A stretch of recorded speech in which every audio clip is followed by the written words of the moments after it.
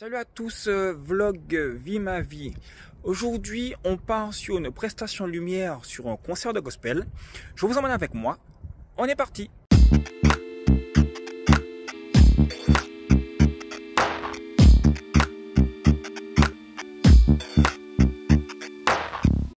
Alors, cette fois-ci, comme dit dans l'intro, on part sur une prestation lumière pour un concert de gospel qui a lieu à l'église adventiste du 7e jour de Lemay-sur-Seine, en Seine-et-Marne, donc dans le 77.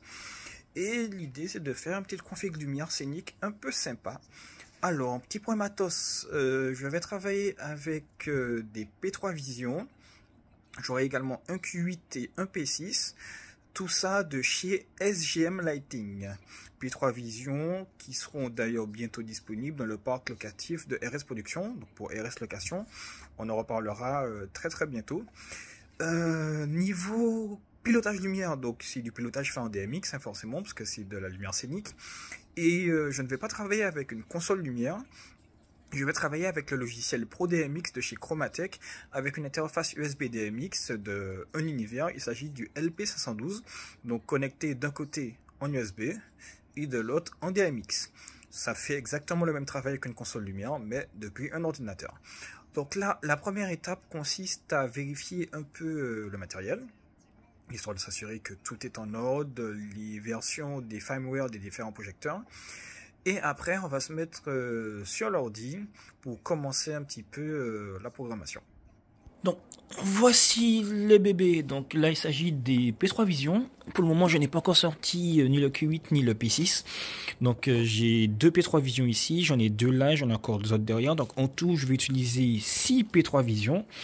Donc, voilà. Ça ressemble à ceci. Donc, pour détailler rapidement. Donc on a une façade avec deux types d'éclairage. Donc on a les diodes principales ici, donc en RGB, donc rouge, vert, bleu. Quand on mélange les trois, ça nous donne du blanc. On a d'autres diodes ici, plus petites, donc c'est de la LED, tout ça évidemment, qui nous permettent de faire du matrissage, entre guillemets, ce qu'on peut appeler du matrissage, enfin en tout cas de travailler avec des pixels. Pour faire par exemple ce genre d'effet là, bon il y a plein d'autres possibilités. Donc voilà, ça vous donne un peu une idée.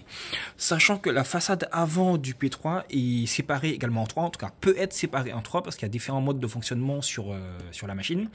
Donc on peut travailler avec une rangée, deux rangées, trois rangées. Ça veut dire que selon le mode dans lequel je programme, je paramètre la machine, je peux avoir par exemple cette rangée en rouge. Oula. Celle du milieu ici en vert et celle-là en bleu, faire des mélanges, aller venir, etc. Donc là, je vais vérifier les versions de chaque machine pour m'assurer que ça correspond à la charte DMX qui est publiée par le constructeur. Et après, on va s'attaquer à la partie programmation vraiment sur Pro DMX Chromatech. J'ai fait la vérification des différentes versions de firmware sur chacun des P3 Vision.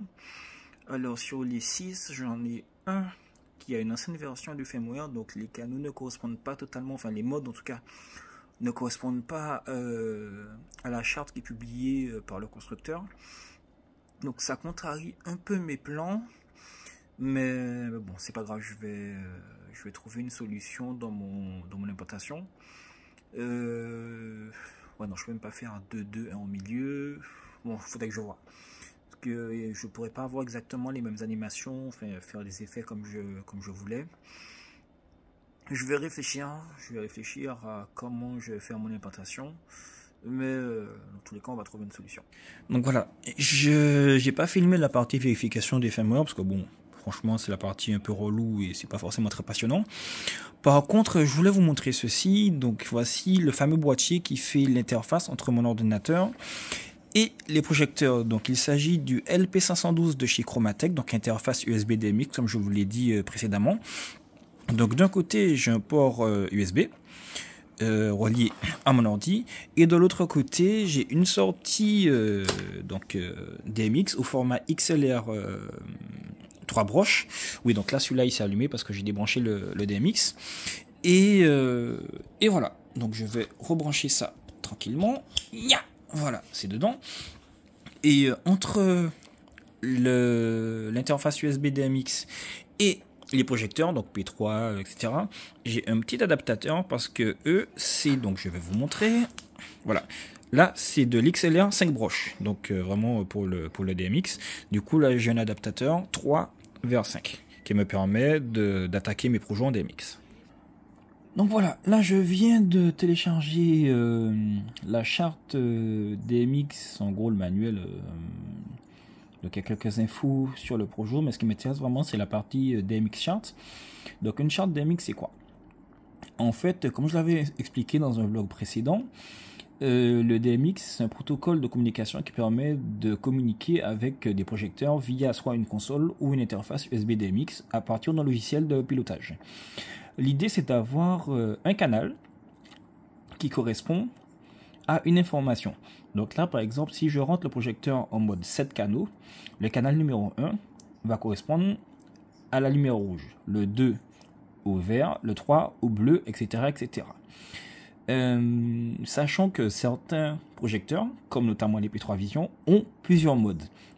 Donc là, il y a le mode 7 canaux, mode 13 canaux, mode 26 canaux, etc., etc. Je crois que celui-là va jusqu'à 113 de mémoire. Alors, on va regarder ça rapidement. Là, je suis 36 canaux, 115. Ah ben, carrément, 115 canaux. Et je sais pas si ça va plus loin. Non, je crois qu'on est... Ah, quoique, 128 canaux. Ah, il va plus loin, 128, ok. Donc, bon. On va pas aller jusqu'à 128 canaux, mais voilà, l'idée c'est que vous compreniez un peu comment fonctionne le DMX. Donc là par exemple, j'ai un projecteur qui est en mode 16 canaux, donc c'est celui qui est en train de clignoter en pixels juste ici. Pour donner un petit exemple, donc là par exemple le canal numéro 5 correspond au rouge. Donc là, je vais aller sur mon logiciel de contrôle. Donc, canal numéro 5, sachant que mon projecteur a été adressé sur l'adresse DMX001, donc première adresse. Donc, du coup, c'est mon canal 5 qui est ici. Donc, si j'envoie du rouge, vous voyez sur les reflets que ça correspond bien. Donc, le canal d'après, donc c'était le canal 6, c'est du vert. Donc là, je peux mettre du vert. Si je mélange du vert et du rouge, ça me donne du jaune, donc synthèse additive. Et si je mets du bleu là-dedans, ça me donne du blanc. Donc voilà, vous voyez un petit peu comment ça fonctionne.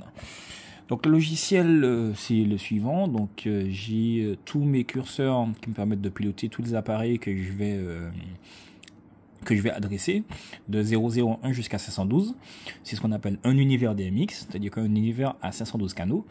Et là, l'idée, c'est de pouvoir rajouter tous mes projecteurs sur mon espace de travail et de créer des scènes qui vont me permettre de déclencher directement des couleurs ou des scénographies lumière. Au lieu de venir à la main mettre du vert, du violet, du ceci, du cela.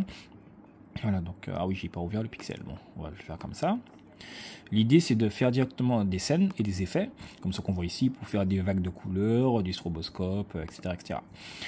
Donc, on va se mettre tranquillement sur la partie programmation, et puis voilà, c'est parti. Alors, bien sûr, je ne vais pas faire la programmation intégrale maintenant. Je vais commencer déjà à ordonner un peu, placer mes idées. Et je vais affiner une fois sur place, que je vais vraiment poser les projets dans la salle, voir comment ça rend. Et là, je vais pouvoir vraiment affiner, mais j'aurai déjà une base de travail correcte qui me permettra de gagner du temps à l'installation.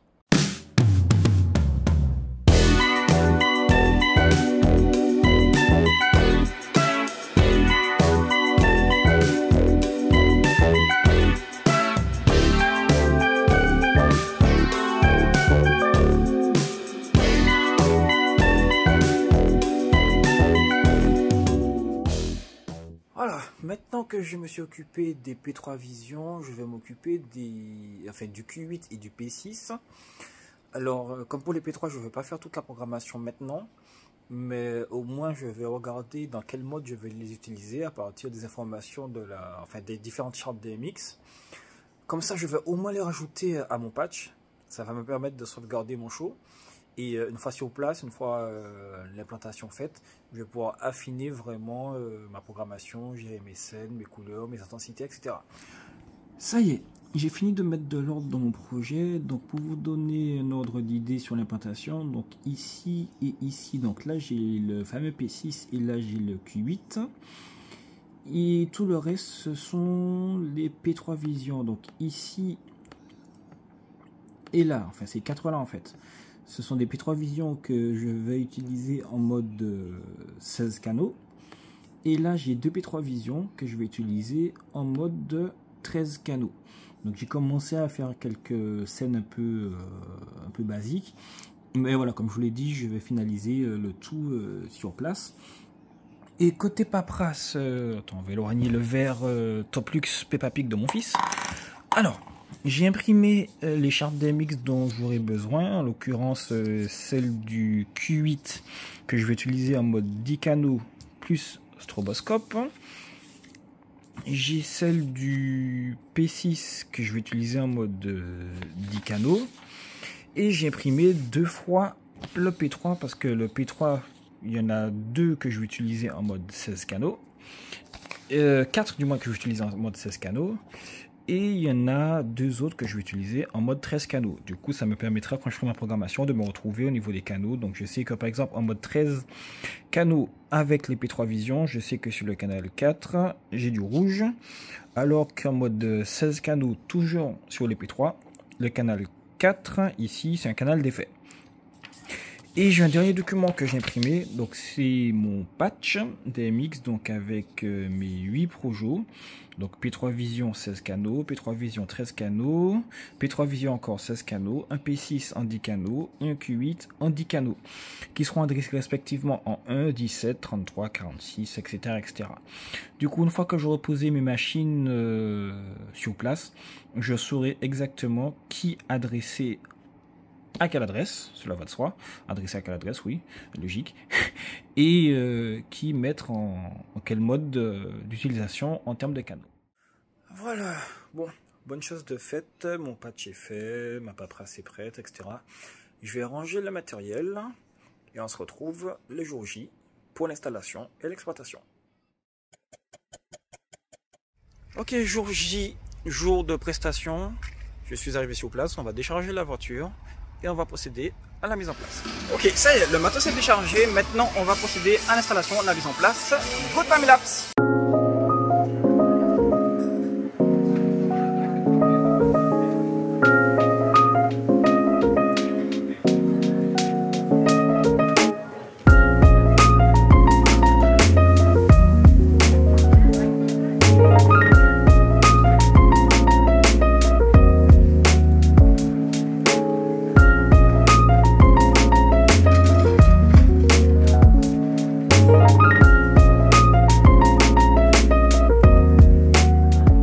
Ok, alors je ne suis pas devenu fou, je vous parle de lumière, vous voyez les platines DJ sorties. Alors je vais utiliser en fait les platines comme contrôleur MIDI pour piloter l'éclairage. Je vais jouer avec les faders normalement pour voilà, jouer sur les intensités lumineuses, déclencher des scènes avec les pads, etc., etc.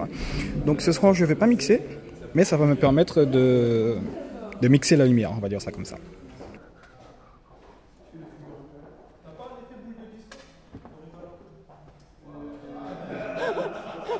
À la demande, mon gars. Dites-nous après dans quelle ambiance on est. Hein. Ah, moi, on me demande, moi, j'en vois.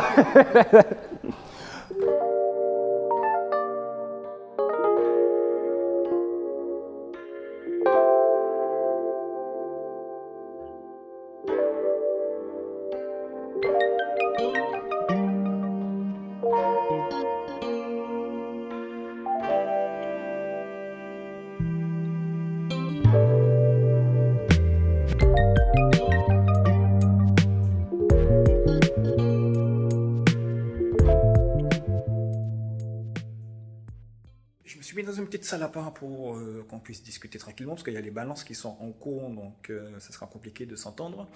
Là, j'ai fini ma programmation, j'ai vérifié mes différentes adresses, que j'ai pas d'overlap, etc. Bon, j'avais déjà vérifié ça en amont, mais j'ai quand même revérifié que j'ai pas fait de bêtises dans mon adressage, etc. Même si j'avais la feuille de patch. J'ai fini mes scènes, mes points Q, donc là maintenant j'attends tranquillement le début du concert, et là on va s'amuser.